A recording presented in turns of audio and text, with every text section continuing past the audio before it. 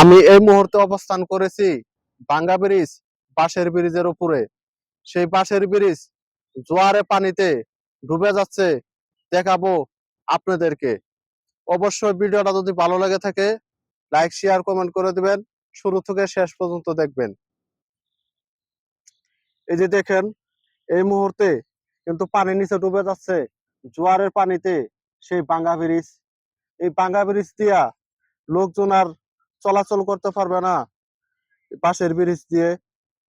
তার কারণে কিন্তু যাতায়াত করার জন্য মানুষের দেওয়া হয়েছে নৌকা। সেই নৌকাগুলো আমি দেখাবো আপনাদেরকে। দেখেন, ব্রিজটা কিন্তু জোয়ারে পানিতে ডুবে যাচ্ছে। কাশিমপুর থেকে ছেড়ে আসা নৌকা ভাঙ্গা ব্রিজে নামায় দিবে। সেই নৌকা থেকে যাত্রীগুলা একের পর এক নৌকা আসতেই থাকবে, এপার থেকে ওপারে যেতেই থাকবে সেই যাত্রী বাহন নৌকা। একজন ভাই এপার থেকে ওপারে যাচ্ছে, যেখানে অবশ্যই পানিতে হাঁটে। তার কারণে কিন্তু মানুষ যাতায়াত করতে পারে না এই পানির নাইগা পাশের ব্রিজ দিয়ে। সেই যাত্রী বহন নৌকা ছেড়ে দেওয়া হচ্ছে, এটা চলে যাবে কাশিমপুর।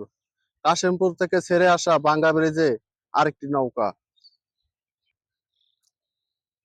বাঙ্গা ব্রিজ এমডি আলামিন